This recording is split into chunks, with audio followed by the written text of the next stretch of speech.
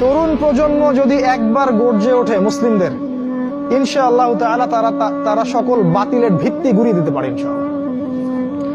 তরুণ প্রজন্মের মধ্যেই ছিল খালিদ বিন ওয়ালিদ, তারেক বিন জিয়াদ, এই মানুষগুলা, ওমর ইবনুল খাত্তাব, আলী ইবনে আবি তালেব, যায়েদ ইবনে হারেসা, আসাদুল্লাহ, সাদ ইবনে আবি ওয়াক্কাস।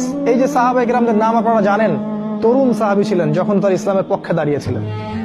একাই ওমর, সে সারা মক্কাকে পরিবর্তন করে ফেললো। এক হামজার সামনেই 20-30টা মানুষ দাঁড়াতে সাহস পাইত না। একজন তারেক বিন জিয়াদ, তিনি স্পেন জয় করে ফেললেন মাত্র অল্প কিছু সৈন্য নিয়ে। মোহাম্মদ বিন কাসিম আমাদের এই ভারতীয় উপমহাদেশ জয় করলেন। এখন আপনি মুসলিম হয়ে এখানে বসে আছেন।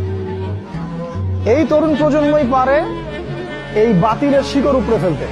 এই জন্য মাসিহুদ দাজ্জাল এবং তার অনুসারীরা খুব ভালো করেই জানে যে মুসলিম তরুণ প্রজন্মকে যদি আমরা আটকাতে না পারি, তাহলে আমাদের ভবিষ্যৎ খারাপ আছে।